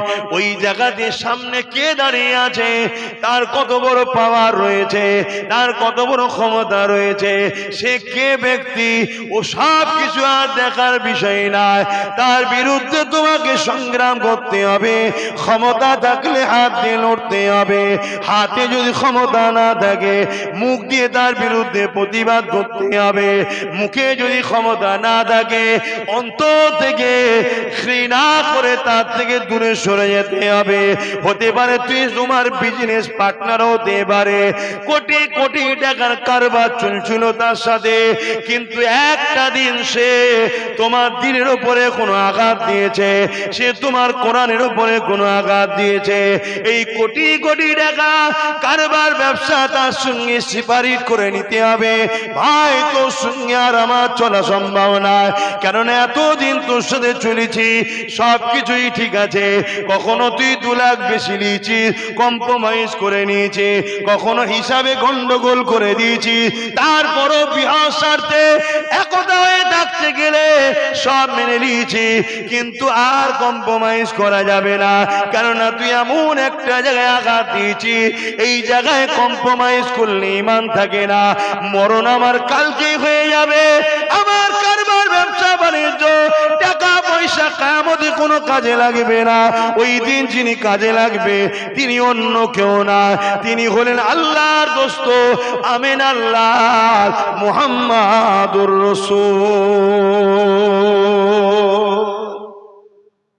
দুনিয়াদাররা হয়তো তোমায় বলবে তুই বোকা ছেলে, দুনিয়াদাররা তুই বোকা, না হয় একটু বলে ফেলেছে, এত কোটি কোটি টাকা ব্যবসা লেনদেন হচ্ছিল তুই এটা ছেড়ে দিলি, শুনছেন তো? আর আল্লাহ হয়তো এই জায়গায় তোমাকে আবার আরেকটা পরীক্ষা নিতে পারে, কি একেবারে রাস্তার ভিখারিও বানিয়ে দিতে পারে, শুনছেন না? শোনেন, আরো 50 জন এসে বলবে দেখলি তো, দেখলি তো নবী নবী করতে গিয়ে কি হলো, শুনছেন তো নাকি? এটা আল্লাহর পরীক্ষা, আল্লাহর পরীক্ষা, মনে রেখে দিও। তার সঙ্গে কম্প্রোমাইজ যদি করে তুমি চলতে, হয়তো তুমি আগামী দিন আরো 10 কোটি ইনকাম করতে, 10,000 কোটি ইনকাম করতে, কিন্তু একটা দিন হয়তো এমনও হতে পারত তোমার ওই বন্ধুই টাকার লোভে তোমাকে মার্ডার করে দিত। এই সমাজে ঘটনা ঘটনা, তাহলে আর মনে রেখে দিও জিন্দেগির প্রতিটা মোড়ে যখন আল্লাহ ও রাসূলের সঙ্গে কারো টক্কর আসে তখন সবাইকে ছেড়ে দিতে হবে, আল্লাহ ও রাসূলের পক্ষে থাকতে হবে। এটা হবে তোমার পরীক্ষার কামিয়াবি, এটা তোমার পরীক্ষার কি কামিয়াবি। কখনো দেখা যাচ্ছে তোমাকে মন্ত্রীর পদ দিয়েছে, তোমাকে এমএলএমপির পদ দিয়েছে, বা তোমাকে টোপ দিয়েছে, সামনে বারে তোকে মন্ত্রী বানাবো বা বড় আরো পদ দেবো, কিন্তু এমন একটা সময় দেখা যায় তোমার দলের নেতা নেত্রীর সঙ্গে এমন কেউ হয়তো আল্লাহর বিরুদ্ধে কথা বলেছে, নবীর বিরুদ্ধে কথা বলে দিয়েছে, এই জায়গাতে তোমাকে আর কম্প্রোমাইজ করলে হবে না, তাকে ছেড়ে তোমাকে চলে যেতে হবে।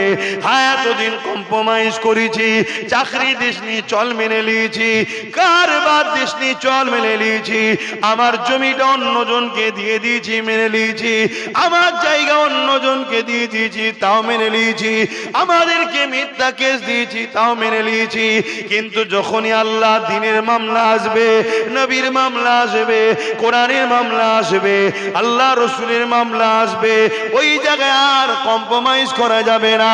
যদি কেউ কম্প্রোমাইজ করে চলে সঙ্গে সঙ্গে সে ইসলাম থেকে বেরিয়ে যাবে, তার ঈমান থাকবে না। মনে রেখে দিও, সে হয়তো দুনিয়ায় 1 বছর 10 বছর 20 বছর হয়তো সম্মানের পদ পেয়ে গেল, কিছুদিন আনন্দ করে নিল, কিন্তু এই ব্যক্তি যখন মারা যাবে দুনিয়ার মানুষ বুঝে না, জানাজা হয়তো পড়ে দেবে, কিন্তু তাকে কবরে যখন দেবে ওই কবরে 99টা সাপ দেওয়া হবে, 2টো করে তার মুখ হবে, ওই কবরের জমিনে তার জন্য জাহান্নামের গর্ত করে দেওয়া হবে, কেননা সে আল্লাহ ও নবী থেকে দুনিয়ার কাউকে বেশি প্রাধান্য দিয়েছে, এই জন্য তার পরীক্ষায় সে ফেল হয়ে গেছে। এ যুবকেরা, তরুণেরা, বাবেরা, তাই বলে দিয়ে যায় আল্লাহ আমাকেও ঈমান হিফাজত করে, আপনাদেরও হিফাজত করে। মনে রাখবেন, সব জায়গায় কম্প্রোমাইজ করা যায়। আল্লাহ রসুলের বিরুদ্ধে যখন কোনো জিনিস হবে, ওই জায়গায় তোমার পরীক্ষা শুরু হলো, তোমাকে সব ছেড়ে দিয়ে এমনকি নিজের জানও যদি চলে যাবার সম্ভাবনা থাকে, জানটা দিয়ে হলো আল্লাহ ও নবীর পক্ষে দাঁড়াতে হবে।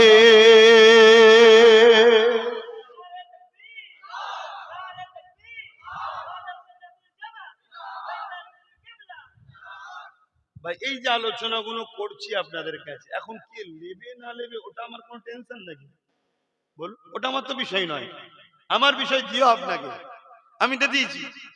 এবারে আপনি নেবেন কি নেবেন না, সেটা আপনি আর আল্লাহর সাথে ব্যাপার। কথা বুঝে আসছে তো নাকি?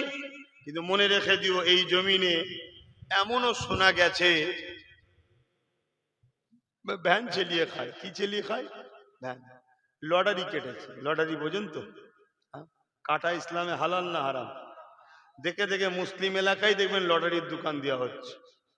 কেন? এ জাতিকে হারামে ঢুকাও, যাতে আল্লাহ এর উপরে নারাজ হয়, তবে তো জাতিকে মিটানো যাবে। এ আমার জাতি, শুধরে যাও, শুধরে যাও। কঠিন ভয়ানক দিন আসছে। প্যালেস্তাইন দেখেও শিখলে নে, হ্যাঁ, শুধরে যাও। তো সেই জায়গায় দেখা যাবে এক ব্যক্তি, এটা পেপারেও বেরিয়েছিল, লটারি কেটেছে। ফোন এসেছে, তোমার 1 কোটি টাকা লেগেছে। কি লেগেছে? 1 কোটি টাকা। ঘরে গেছে, 1 কোটি টাকা, শুধু ভাবছে 1 কোটি। আনন্দ 1 কোটি করতে করতে করতে করতে মারা গেছে। শুনছেন তো নাকি? হয়ে গেছে। টাকাটাও ভোগ করতে পারলো। এক তো লটারি কেটেছে হারাম, টাকাও পেল না। খুব ভালো ধারে বোঝো, ধৈর্য ধরো, সবর করো, তকদিরের উপরে ভরসা করো, আল্লাহ নাফরমানি করো না। আল্লাহ দিনকে যারা মিটাতে চাইছে তাদের সঙ্গে দল করো না। কথা বুঝে আসছে না? নয়, এটা মাথায় রেখো। আল্লাহ আমাদেরকে হেদায়েত করেন, বুঝার তৌফিক দেন। বলুন আল্লাহুম্মা আমিন। কেন মৃত্যু কার কখন আসবে কেউ জানে না। এই সমাজে কত দাদু বেঁচে আছে, তার নাতি পুতা ইন্তেকাল হয়ে যাচ্ছে, আছে না? না, তাহলে বলো কি গ্যারান্টি আছে আব্বাস সিদ্দিকী কালকে থাকবে? বলো কি গ্যারান্টি আছে? তাই ভাইয়ের মতো আপনাদেরকে মনে করি, যুবক ভাইয়ের মতো মনে করি। না হয় বলো, আজ এই এসআইআর হচ্ছে, এই এসআইআর নিয়ে এক একজন এক এক রকম কথা বলছে। কেউ কি বলেছে তোমরা প্রমাণ রাখো, কোনো অসুবিধে হলে তোমার হয়ে কেস লড়বো? কেউ বলেনি। কথা বুঝে আসছে? সেই জায়গাতে সেই নবী বংশের আওলাদ, নওশাদ সিদ্দিকী হোক আর আব্বাস সিদ্দিকী হোক, সেই নবীর খানদানের বাচ্চা, দেখো তোমাদের জন্য আজও কথা বলছি যে ঘাবড়ে যেও না, প্রমাণটা রেখো, কাগজটা রেখো, তোমাদের পাশে আছি আমরা। একটু ভাবো, তোমাদেরকে আমরা সন্তানের ভাইয়ের মতো ভালোবাসি।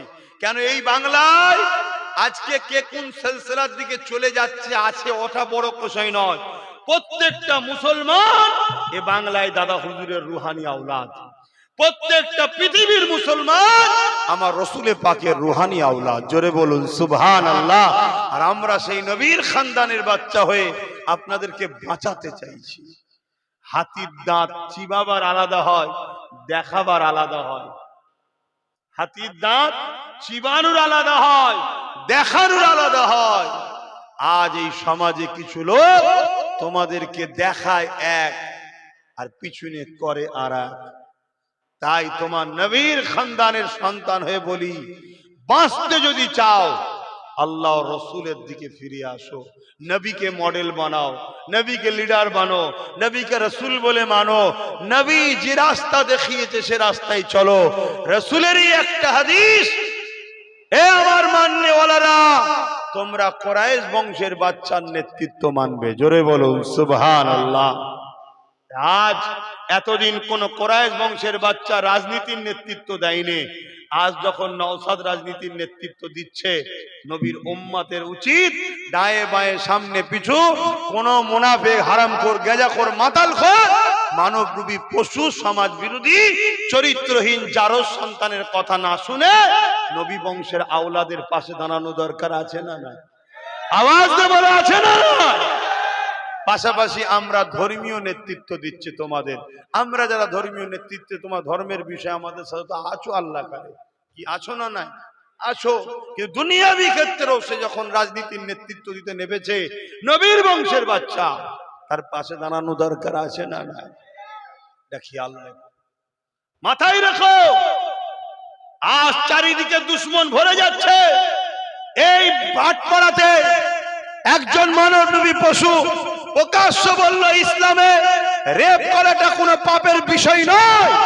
এত বড় একটা ধর্ম ইসলামের উপরে এত বড় মিথ্যা কথা বলল, ওকে রাজ্য সরকারের পুলিশ অ্যারেস্ট করছে না, ওকে রাজ্য সরকারের পুলিশ অ্যারেস্ট করছে না। কিন্তু বারবার সেই দাড়ি টুপি মুসলিম ঘর নবী বংশের ছেলেটার উপরে প্রশাসন দিয়ে রাজ্য সরকার জুলুম করছে না, করে না? কেন? ওরা দুজনে যাতে এক তালে মাতাল, দুজনের সমান, দিদি মুদি দুজনেই এক। এরা দুজন টাকা রিপিট আর উপিট। অন্য রাজ্যে বিজেপি যা করছে, রাজ্যে মমতা তাই করছে। অতএব এই যে অর্জুন সিং, এতে একদিন টিএমসি, একদিন বিজেপি, আবার টিএমসি, আবার বিজেপি, কালকে টিএমসি তে যাবে না, এর কি অভাব আছে? ওই জন্য এইরকম একটা মানবরূপী পশু যে সমাজে সংবিধান বিরোধী কথা বলল, ইসলামের বিরোধী কথা বলল, দাঙ্গা সিচুয়েশন তৈরি করলো, একটা ধর্মের ভাবাবেগে আঘাত দিল, এই মানবরূপী পশুটাকে অ্যারেস্ট করছে না। আর যে গরিবদের কথা বলে, এতিমের কথা বলে, বিধবার কথা বলে, হজ হাউসে মদের বোতল কেন খবর নিচ্ছে যে চাকরি, শিক্ষা, স্বাস্থ্য, কর্মসংস্থান, মানবতার কথা যে বলে, তার পিছনে ভুলিয়ে দিয়েছে না দেয়নি একদল মুনাফিক গুন্ডাকে। ভাবো, দিন রাত 24 ঘন্টা যে শুভেন্দু অধিকারী মুসলিম জাতিকে রোহিঙ্গা বলছে, বাংলাদেশি বলছে, অনুপ্রবেশকারী বলছে, জিহাদি বলছে, সংবিধান বিরোধী কথা বলছে, সেই শুভেন্দু অধিকারীকে মমতা পুলিশ দিয়ে পাহারা দিয়ে ঘোরাচ্ছে। তার বিরুদ্ধে কোন রকম স্টেপ লাইনে, তার নন্দীগ্রামে একের অধিক থানা করে না, কিন্তু নওশাদকে হারাবে বলে শুধু ভাঙড়ে থানা বেরিয়েই যাচ্ছে। কেন? এ যদি লিডার হয়ে যায়, তাহলে পিছিয়ে পড়া মুসলিম সহ অন্য ধর্মের গরিব মানুষের হয়ে কথা বলবে। কেন? এর মধ্যে মানবতা আছে, এর মধ্যে ঈমান আছে। একটা আদিবাসী বিপদে পড়বে, নওশাদ যদি তার সাথ না দেয়, তাহলে রসুলের দ্বীনের দুশমনও হবে। শুনছেন তো নাকি?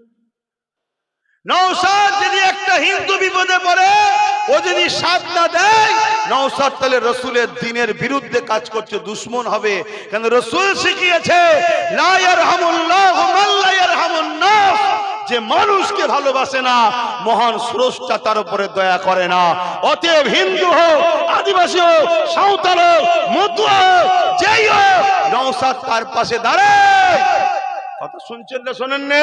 তাই এ যদি বেঁচে থাকে, এ যদি জিতে থাকে, এ যদি আরো কামিয়াবি হয়, তাহলে এই যে গরিবদের উপরে যে জুলুম করছে দিদি মুদি, এই জুলুমের বিরুদ্ধে দিয়ে লড়বে। কথা বুঝছেন না? বোঝেন নেই?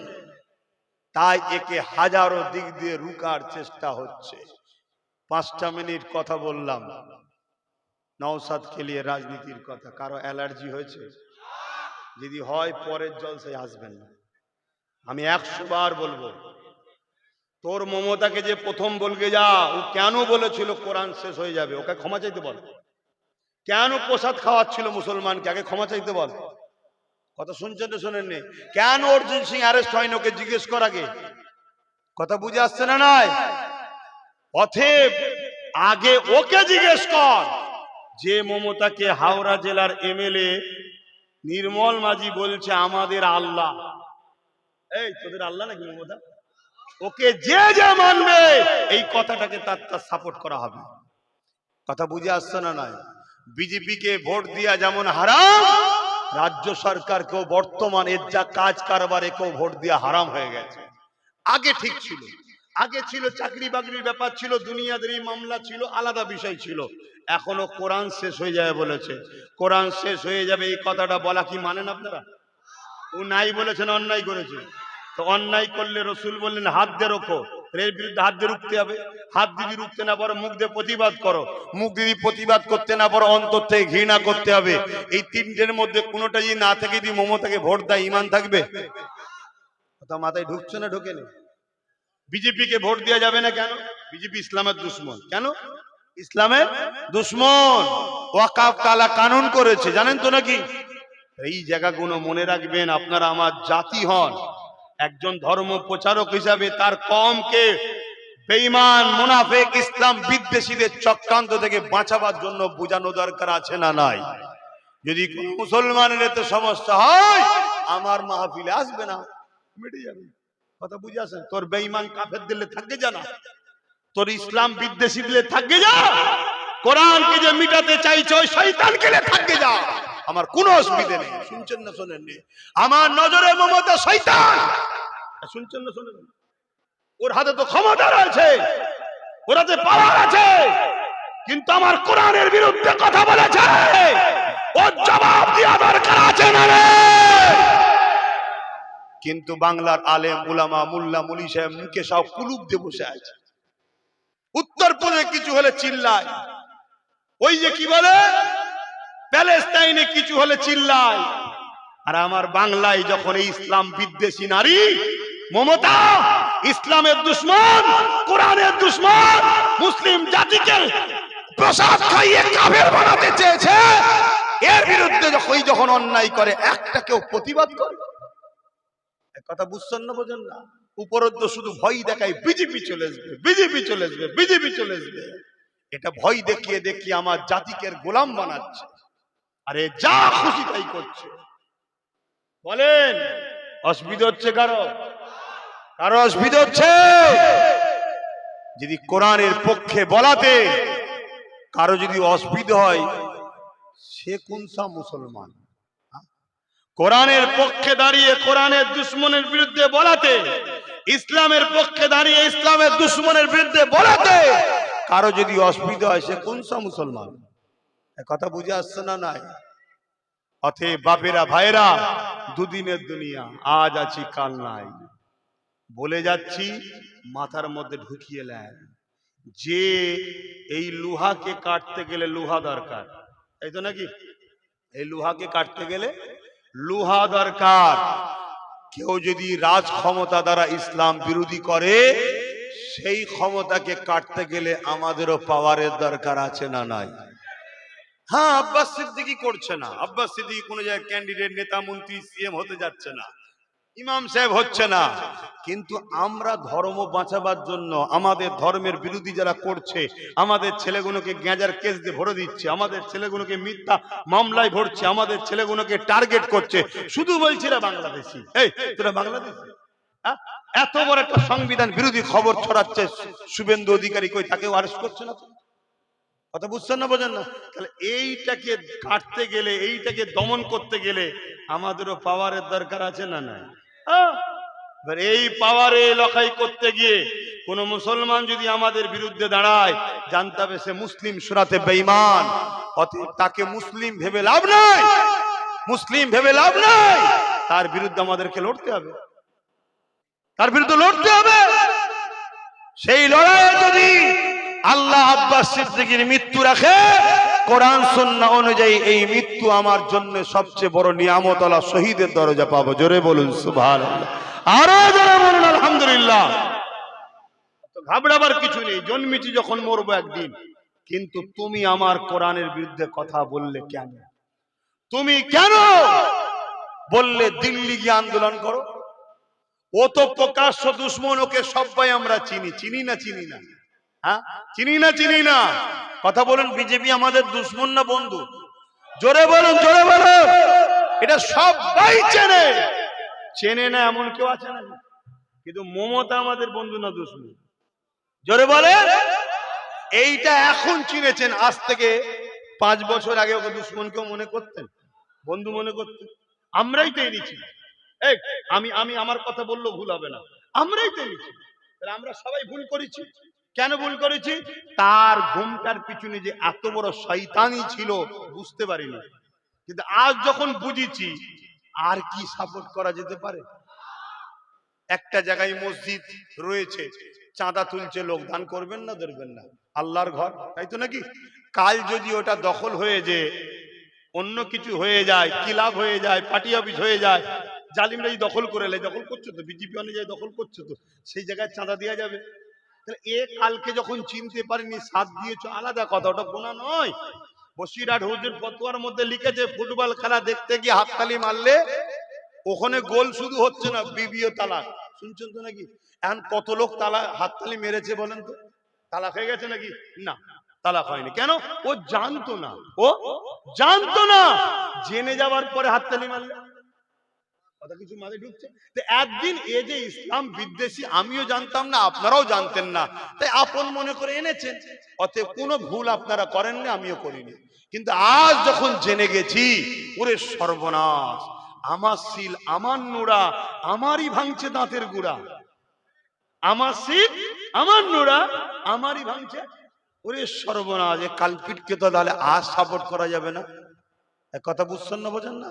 হ্যাঁ, মুসলমানদের মধ্যে একটা আইএস বানাইনে, আইপিএস বানাইনে, উকিল বানাইনে, জজ বানাইনে, ডিএম বানাইনে, বিডিও বানাইনে, শুধু মুসলিম ঘরের ছেলেগুলোকে গুন্ডা বানিয়েছে, গুন্ডা, ডাকাত, খুনি বানিয়েছে।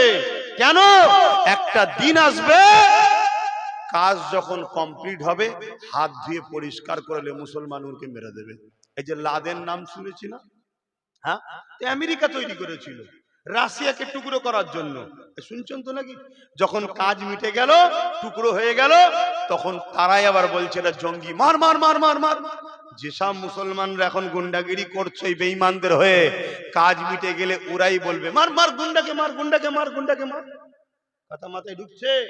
অতএব বুঝাবার দায়িত্ব ভাই মনে করি, বাপ মনে করি, মা মনে করি, বোন মনে করি। আমার বাপ মা আমার ভাই বোনকে আমি বুঝাচ্ছি, যেগুলো আমার নয়, সেই মুনাফেক গাদ্দার মুসলিম নামে কলঙ্কদের সঙ্গে আমার কোনো সম্পর্ক নাই। কথা বুঝে আসছে? তোর কাছে কেউ কোরআনের বিরুদ্ধে কথা বললে তোর দিল কাঁদে না? যদি বলে ভুল করে বলে ফেলেছে তা ক্ষমা চাইতে পার, তাহলে আমি আর বলবো না এসে কোনোদিন। কথা শুনছেন? ও যদি বলে ওটা আমার ভুল হয়ে গেছে, বলা ভাই আমি বুঝাতে চেয়েছিলাম এক, হয়ে গেছে আর এক, তা বলে দে, আমি আর বলবো না। তুই ক্ষমা না চাওয়া পর্যন্ত জাতিকে জানাতে হবে, তোর সাথ দিলে জাতি বেঈমান হয়ে যাবে। এটা আমার ডিউটি নাই, মদিনাওয়ালা আমায় ধরবে। তা আসুন, নামাজের জন্য সংক্ষেপ করছি, একটু সালাম করব। ইয়া নবী সালাম।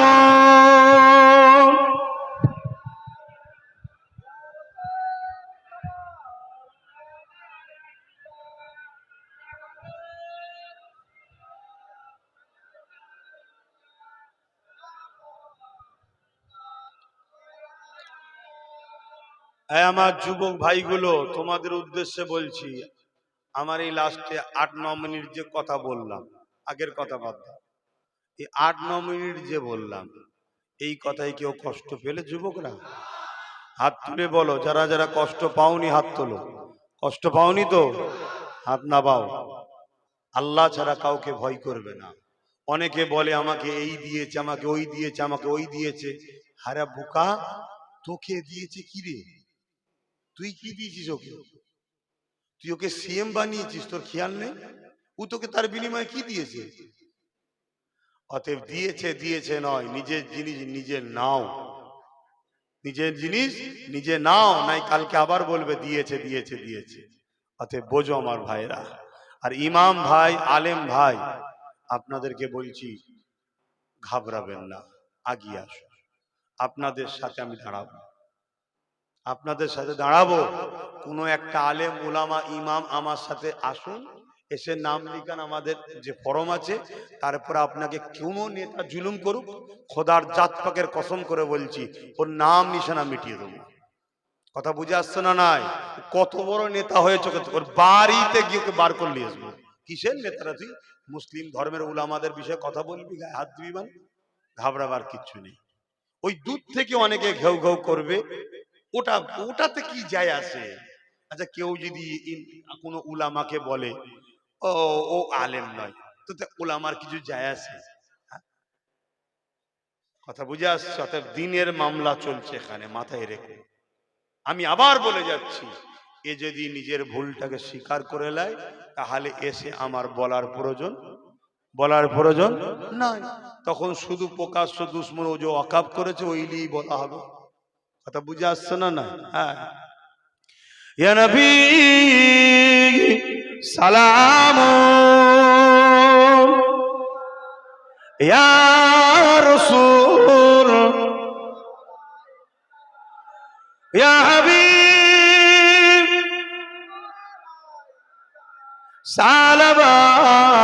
সালাবাতুল্লাহ। কঠিন হাসরের দিনে কি আছে মোদের কপালে, গুনাহগার উম্মাহ আত আপনার লইবেন সঙ্গে মাহশরে। নবী সালাম, ইয়া রাসূল, ইয়া হাবিব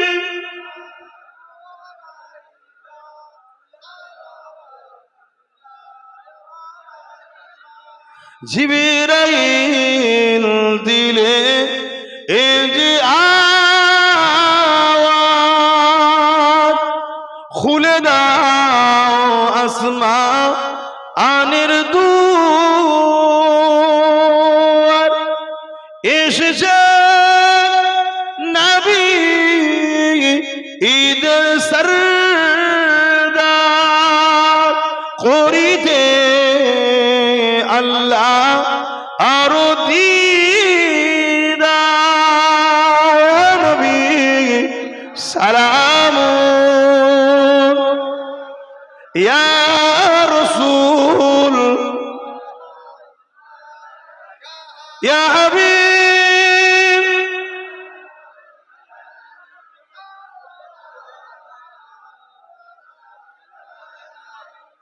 সকলে গায়ে গায়ে বসুন, নামাজ হবে, সকলে বসুন। একটু ছোট করে দোয়া করে দি। আমি আমার কথা আরো একবার বলে যাচ্ছি। কিসের আব্বা? মাশাআল্লাহ, দেন। আমার একবার নলেজ সিটির জন্য অনেকটা টাকা দিল, আল্লাহ কবুল করে। আল্লাহ, হ্যাঁ, আমি আমার পয়েন্ট বলে যাচ্ছি।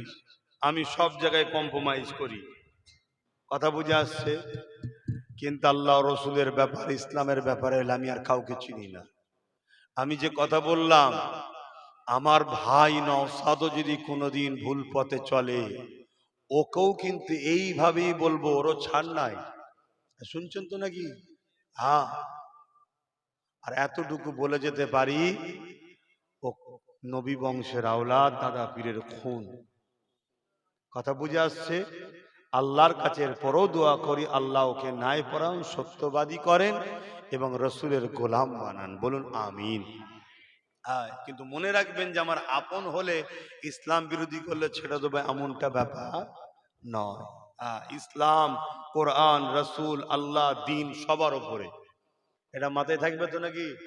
এইটার সঙ্গে টক্কর না হয়ে হিন্দু, খ্রিস্টান, আদিবাসী, দলি, সাঁওতাল, বাগদি সবার সঙ্গে মেশেন, সবার সঙ্গে কারবার করেন, রাজনীতি করেন, বন্ধুত্ব করেন, পড়াশোনা করেন, উঠা বসা করেন। কথা বুঝে আসছে না? না। কিন্তু যখনই দেখবে, আচ্ছা বলুন তো ভাই, কোনো অমুসলিম ভাই কি আপনি তার দিনের বিরুদ্ধে কোনো কথা বললে আপনার সঙ্গে সম্পর্ক রাখবে? জোরে বলুন। তাহলে আমার সেই ভাইকে তো আমিও বলতে পারি, ভাই তাহলে আপনি যেমন আপনার দিনকে ভালোবাসেন, আমারটাও তো আমার কাছে প্রিয়। তাহলে আপনার সঙ্গে আমার ততক্ষণ পর্যন্ত সম্পর্ক থাকবে যতক্ষণ পর্যন্ত আপনি আমার দিনে না আঘাত দেবেন। কি এটা বললে অসুবিধা আছে?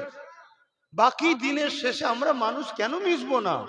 আপনার পছন্দ আপনার কাছে যেমন, আমার পছন্দ আমার কাছে তেমন। ঠিক না বেঠিক গো? তাহলে সেই জায়গাতে আপনারা মনে রাখবেন। এখন দোয়া চাইবো, তার আগে একটা ছোট্ট ঘোষণা।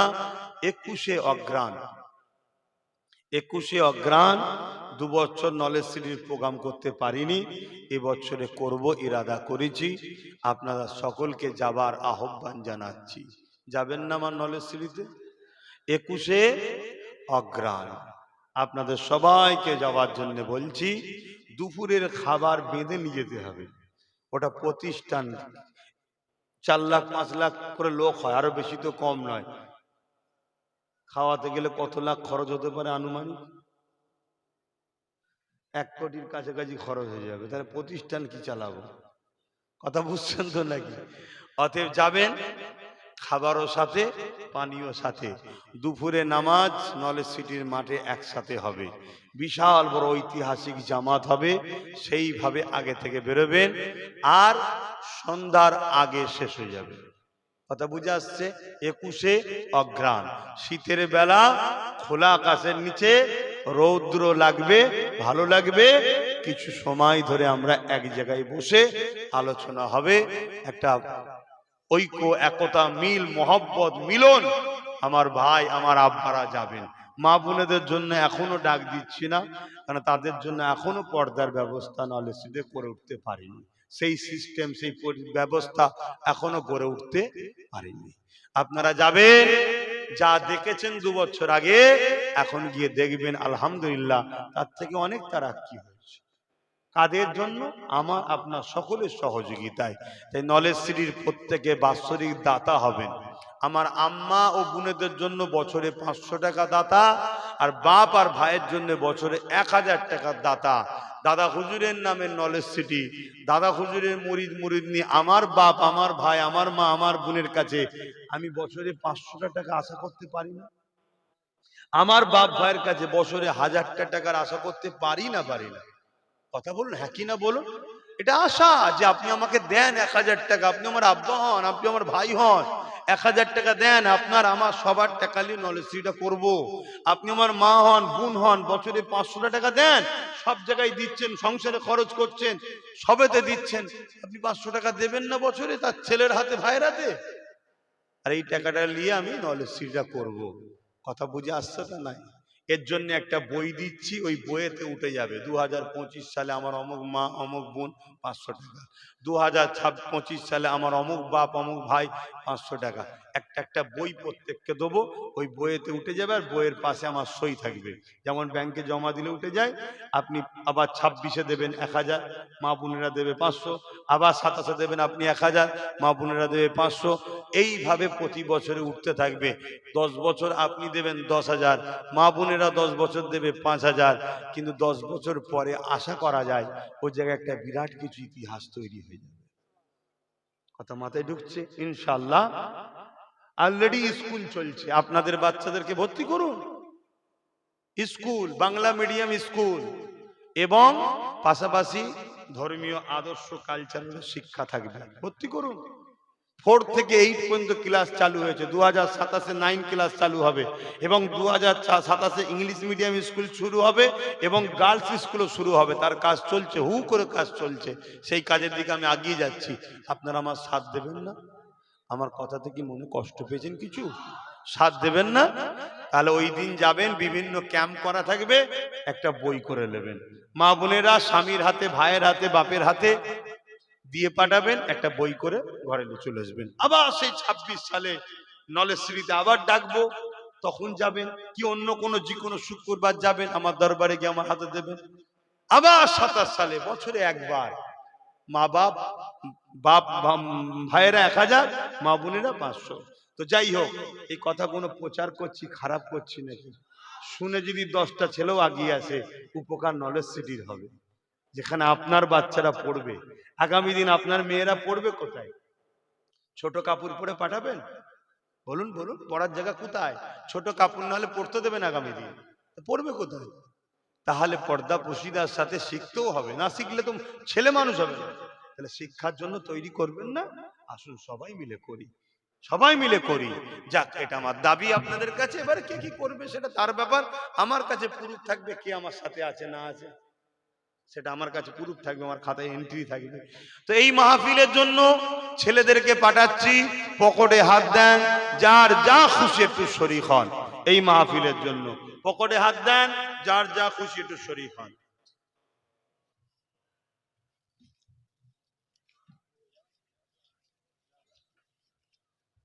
আমার এক বাপ 4000 টাকা দিলেন, তাই তো একটু দেখে নিলাম, কেন মিলে যায় যদি যায়, কথা বুঝে আসছে। কেন আমার সাথের ছেলেটা আজকে আবার ওই এসআইআর এর ফর্ম ফিল আপ করতে গেছে, এসআইআর এর জ্বালায় সব পেরেশান। হ্যাঁ, এইসব ফন্দি। হিটলার বলেছিল মানুষকে এত পেরেশানে রাখো, মানুষ বেঁচে আছে এটাই মনে করবে আমি ঠিক আছি। অতএব কেন্দ্র সরকার আমাদেরকে শুধু পেরেশানে রেখেছে পুরো দেশটাকে, ঠিক তো নাকি? হ্যাঁ, পুরো দেশটাকে পেরেশানে রেখেছে। হ্যাঁ হ্যাঁ, এসআইআর করে ওয়াকফ আন্দোলনটাই বন্ধ।